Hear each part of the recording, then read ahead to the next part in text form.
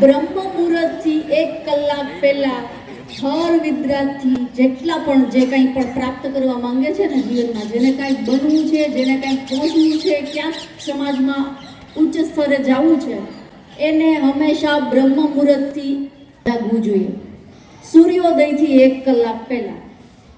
પછી શું કરવાનું છે? દિમાગને ચારો નાખવાનો છે.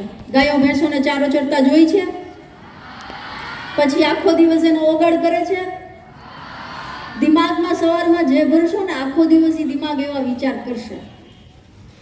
તો સવારમાં કોઈ સ્તુતિ, કોઈ સ્તોત્ર, કોઈ પાઠ રોજ વાંચવા જોઈએ. વિદ્યા મેળવવાનો સૌથી ઇમ્પોર્ટન્ટ વસ્તુ જે શાળાએ તમારે રોજ લઈને આવવી પડે એ શું છે? નહીં નહીં નહીં, દિમાગ. દિમાગ ઘરે રાખીને આવો તો અહીંયાથી કાંઈ પ્રાપ્ત કરી શકાય? ક્યારેય બ્રેન વિશે ક્યારેય માહિતી મેળવી છે? દિમાગ શું વસ્તુ છે? સરસ્વતી દેવી બિરાજે છે, બરાબર? બધાને એક જેવો મળેલો છે. સોનોગ્રાફી, એક્સરે કરાવીએ ને, ECG રિપોર્ટ કરાવીએ ને, તો હર વ્યક્તિને એક જેવો દિમાગ મળેલો છે. આપના વિદ્યાર્થી એક ક્લાસમાં 70-100 જેટલી પણ સંખ્યા હશે, શિક્ષક બધાને એક સાથે અને એક જેવું જ ભણાવે છે, બરાબર? તો કોઈ ફર્સ્ટ આવે છે, કોઈ સેકન્ડ આવે છે, આવું શું કામ? બુદ્ધિ તો બધાને એક જેવી જ આપી છે માતા સરસ્વતીએ. તો કોઈ બહુ આગળ નીકળી જાય છે અને થોડું પાછળ રહી જાય છે, આવું કેમ થાય છે? મને ઉત્તર આપવાનો છે, આપસમાં નહીં. પ્રાણીઓ પાસે પણ દિમાગ છે, રાઈટ? જો એમની પાસે જીવનની ખાલી બે જ દિમાગની, એની પાસે બે જ કાર્ય પદ્ધતિ જે ઈશ્વરે આપેલી છે. એ બુદ્ધિનો ખાલી એ માત્ર ઉપયોગ કરશે ભરણ પોષણ, સર્વાઈવ કરવા માટે, જીવનને ટકાવી રાખવા માટે અને ટાઈમ ટુ ટાઈમ જમી લેવા માટે, જે શારીરિક સંરચનાઓ છે ને એના માટે. એને કહેવાય પશુનો દિમાગ. પશુ જીવન આટલામાં સીમિત છે, એને કર્મ કરવાની સ્વતંત્રતા નથી.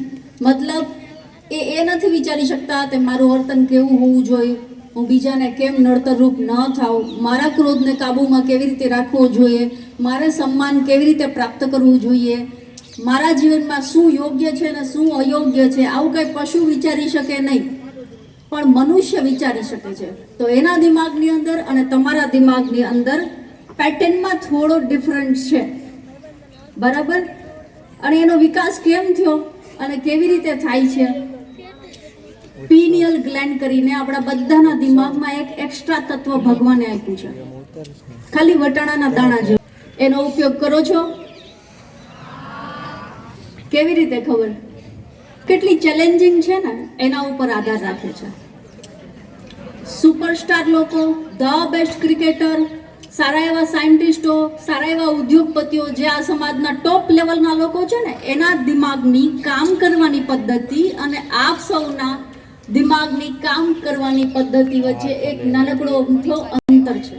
આજ હું એની ચર્ચા કરીશ એટલા માટે કે જો તમને સમજાઈ ગયું અને તમે એને જીવનમાં ઉતારી લીધું, તો આજ આમાંથી જ કોઈ ખબર નહીં કાલ જઈને ક્યાં હશે અને ક્યાં પહોંચશે. સમાજના ઉચ્ચતમ સ્તર સુધી પહોંચી શકો ને, એના માટેની આ નાનકડી કમથી વાત છે. જો સૌ જીવનમાં ઉતારવા પ્રયત્ન કરશો તો એ બધાને ઉપયોગી વાત છે. દિમાગની અંદરની એ વાયરિંગ છે ને, એ માત્ર ને માત્ર હેબિટથી કામ કરે છે. આદતો. એક છે હેબિટ, એક છે રિચ્યુઅલ. રોજ પગે લાગો છો ભગવાનને? તો રિચ્યુઅલ અને આદતની વચ્ચે ફરક છે. રિચ્યુઅલ એટલે રોજ ઉઠવાનું છે, રોજ બ્રશ કરવાનું છે, રોજ કપડાં બદલવાના છે, રોજ દફતર ખભા ઉપર ટીંગાડવાનું છે અને રોજ સ્કૂલે આવી જવાનું છે. આ શું થયું? આદત. કેમ કે આના માટે કોઈ ફોકસની જરૂર પડતી નથી. આંખ બંધ કરીને થઈ જાય, નીંદરમાં ઉઠી નવાઈને કપડે પહેરાઈ જાય, જાગવાની જરૂર નથી. અડધી આંખો બંધ હોય ને ત્યાં કાર્ય થઈ જાય. શું કામ? આદત પડી ગઈ છે. દિમાગ સૌથી, આપણા બોડીની અંદર જેટલા પુર્જા ભગવાને નાખ્યા ને એમાં સૌથી સુસ્ત જો કોઈ અવયવ હોય ને, આળસ જેમાં ભરેલી હોય, એ આપણો દિમાગ છે. જ્યાં સુધી એને જણજણાવો નહીં, એને કાંઈ ચેલેન્જ નહીં આપો ને, એને કાંઈ સ્ટ્રગલ નહીં આપો ને, ત્યાં સુધી એક્ટિવ થતું નથી. તો જે બાળકોનો ઉછેર, અહીં વાલીઓ પણ છે ઉપસ્થિત, એમને પણ આ વસ્તુ સમજવાની છે કે જે બાળકોનો ઉછેર બહુ સુવિધામાં થાય છે ને, મતલબ એને આડું કાંકરોય નથી લાગવા દેવામાં આવતો, એનો દિમાગ પહેલેથી ડબ્બો બંધ સીલ પેક જ રહે છે, એ ક્યારેય કંઈ નવું out of the box thinking જ નથી આવતું એની પાસે.